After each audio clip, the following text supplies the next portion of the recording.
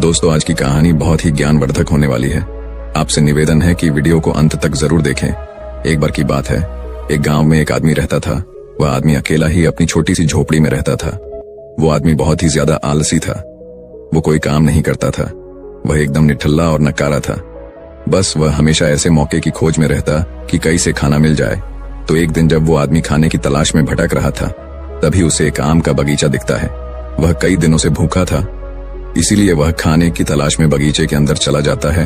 वह जाकर वह देखता है कि बगीचे में अलग अलग और बहुत सारे पेड़ थे। तो वह एक पेड़ पर चढ़ जाता है। वह जैसे ही फल तोड़ने वाला होता है, लेकिन तभी अचानक वहां पर उस बगीचे का मालिक आ जाता है और उस आदमी को पेड़ पर चढ़ता हुआ देख लेते हैं और वह गुस्सा हो जाते हैं और उस आदमी को चिल्लाते हुए नीचे आने के लिए कहता है। लेकिन यह आदमी बगीचे के मालिक को देखकर डर जाता है और नीचे आने से मना कर देता है।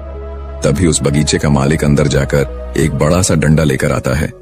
यह देखकर वह आदमी तुरंत पेड़ से नीचे उतरता है और मालिक के उसे तक पहुंचने से पहले ही वह जल्दी पेड़ से नीचे उतर जाता है और जंगल की तरफ भागने लगता है और जंगल में जाकर छुप जाता है। कुछ देर के बाद वो आलसी आदमी वहां से निकलता है और जंगल के रास्ते से जब वह गांव की तरफ जा रहा था, तभी उसे एक लोमड़ी दिखती है जिसको सिर्फ 2 ही पैर थे और उसके 2 पैर टूटे हुए थे। वह जंगल में रिंगती हुई चल रही थी। यह देखने के बाद वह सोचता है कि यह लोमड़ी अब तक इस घने जंगल में जिंदा कैसे है।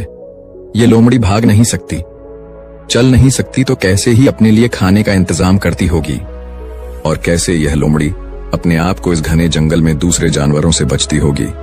यह बात वह आदमी सोच ही रहा था कि तभी अचानक झाड़ियों के पीछे से किसी के आने की आवाज आती हुई सुनाई दी। तभी वहां पर एक शेर आ जाता है जिसके मुंह में मांस का एक टुकड़ा था और वह शेर उस अपाहिज लोमड़ी की तरफ बढ़ रहा था। शेर को देखकर दूसरे सारे जानवर वहां से भाग जाते हैं और अब वहां पर सिर्फ लोमड़ी रह जाती है और वहां से आदमी अपनी जान बचाने के लिए एक पेड़ पर चढ़ जाता है और फिर जो होता है उसे देखकर वह आदमी हैरान हो जाता है। उसे लोमड़ी के सामने छोड़ देता है और शेर वहां से चला जाता है। यह नजारा देखने के बाद वह आदमी हैरान हो जाता है और ऊपर वाले की योजना देखकर वह मन ही मन खुश भी हो जाता है। और तभी वह सोचता है कि ईश्वर के पास सबके लिए कोई ना कोई योजना होती ही है और अगर ईश्वर के पास इस लोमड़ी के लिए योजना है तो जरूर मेरे लिए भी उसके पास कोई ना कोई योजना जरूर होगी। और वह आदमी वहां से थोड़े दूर आगे चला जाता है। तभी वह आलसी आदमी रोड के साइड में एक बड़ा सा पेड़ देखकर उसके नीचे बैठ जाता है, ये सोचकर कि मेरे लिए भी कोई ना कोई खाना लेकर जरूर आएगा। वो आदमी 2 दिन तक उसे जगह पर बैठकर इंतजार करता है, लेकिन कोई भी उसके लिए खाना लेकर नहीं आता। आखिरकार जब उसे भूख बर्दाश्त नहीं होती है तो वह खुद ही खाने की तलाश में निकाल पड़ता है। वह रास्ते से जा ही रहा था कि तभी उसे रास्ते में एक बुजुर्ग आदमी मिलता है। वह आलसी आदमी उनसे कहता है कि मुझे भूख लगी है, आपके पास कुछ खाने के लिए होगा तो मुझे दे दो। तभी वो बुजुर्ग आदमी उससे कुछ खाना और पानी दे देता है। खाना खाने के बाद वह आदमी उन बुजुर्ग आदमी से कहता है कि मैंने 2 दिन पहले जो देखा आप उस पर विश्वास नहीं करेंगे। ईश्वर के पास मेरे लिए भी कोई ना कोई योजना जरूर होगी, लेकिन ईश्वर उस लोमड़ी पर अपनी दया दिखाई और मुझ पर नहीं।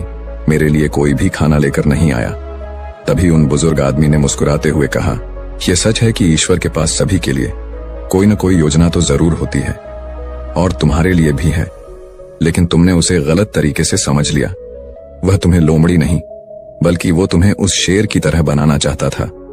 दोस्तों, इस कहानी से हमें यह सीख मिलती है कि अगर हमारे जीवन को ध्यान से देखें तो हमें यह पता चलेगा कि जिंदगी सबक से भरी पड़ी है और हर एक पल का एक दीप मतलब होता है।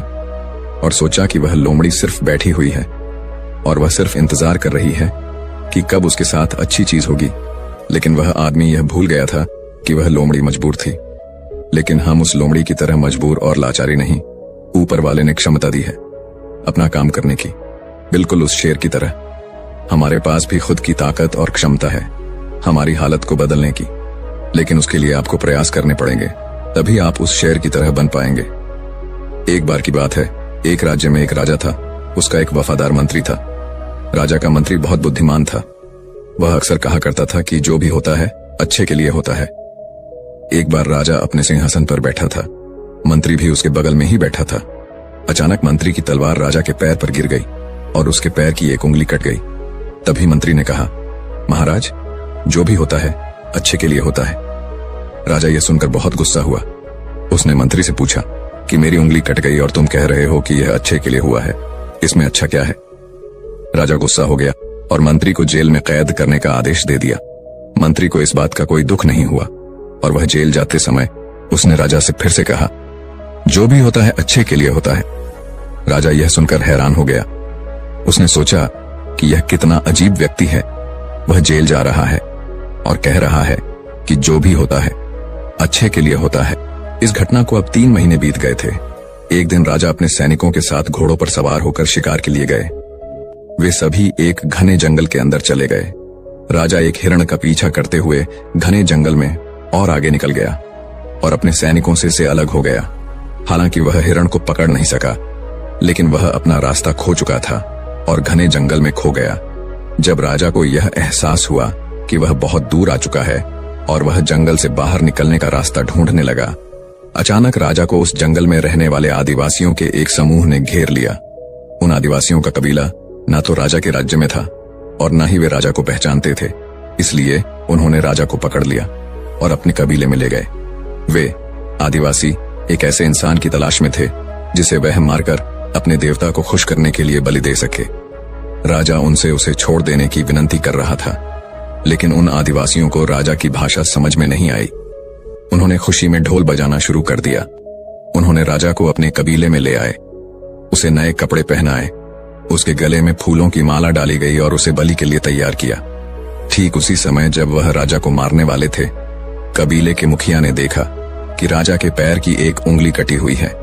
यह देखकर उसने सभी ढोल बजाने वालों को आदेश दिया और राजा की बलि देने से रोक दिया और कहा, इस मनुष्य की बलि नहीं दी जा सकती क्योंकि यह अधूरा है, और यदि अधूरे मनुष्य की बलि दी जाती है तो देवता खुश होने की जगह गुस्सा हो जाएंगे। इसलिए उन्होंने राजा को छोड़ने का निर्णय ले लिया।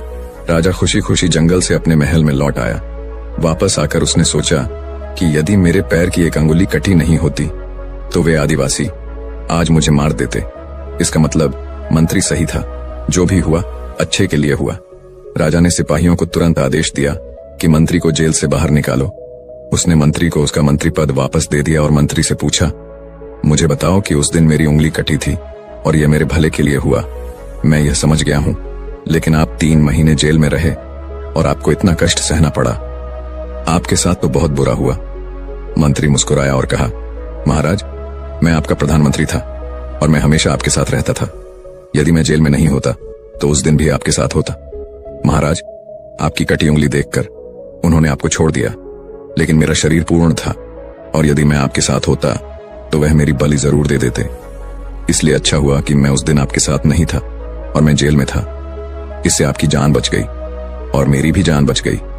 इसलिए मैं हमेशा कहता हूं कि जो भी होता है अच्छा होता है। दोस्तों, अगर हम अपने जीवन में देखें तो पाएंगे कि हमारे जीवन में भी कई बार ऐसा समय आता है जब हमें लगता है कि हमारे साथ बहुत बुरा हो रहा है या ऐसा नहीं होना चाहिए था, लेकिन कुछ समय के बाद अगर हम पीछे मुड़कर देखते हैं तो हमें लगता है कि उस समय जो भी हुआ वह अच्छे के लिए हुआ। दरअसल हम प्रत्येक घटना को अपनी बुद्धि से आंकने का प्रयास करते हैं, लेकिन वास्तव में हमारी बुद्धि भी सीमित होती है। हम अपनी सीमित बुद्धि से किसी घटना के उचित या अनुचित होने का आकलन नहीं कर सकते। पूरा संसार कर्म पर आधारित है। जो अच्छे कर्म करता है उसे सुख मिलता है और जो बुरे कर्म करता है उसे दुख मिलता है। इसलिए अगर आप किसी दुखद दौर से गुजर रहे हैं तो हमेशा याद रखें कि आपके बुरे कर्म कट रहे हैं और प्रकृति आपको आपके बुरे कर्मों का फल देकर हर समय उन्नति की ओर ले जा रही है। यह सृष्टि हमारे दुश्मनों द्वारा नहीं बनाई गई है, इसलिए इस दुनिया में कुछ भी गलत नहीं हो सकता। इसलिए अपने दिमाग से यह ख्याल निकाल दीजिए कि आपके साथ कुछ बुरा हो सकता है और हमेशा याद रखिए कि कभी कभी जो भी होता है अच्छे के लिए ही होता है। दोस्तों, आपने आज के इस वीडियो से क्या सीखा वह मुझे आप कमेंट में बता सकते हैं। इसी के साथ में उम्मीद है कि आपको आज की वीडियो पसंद आई होगी, तो इस वीडियो को उस इंसान को शेयर करें जिससे ये कहानी सुनने की जरूरत है।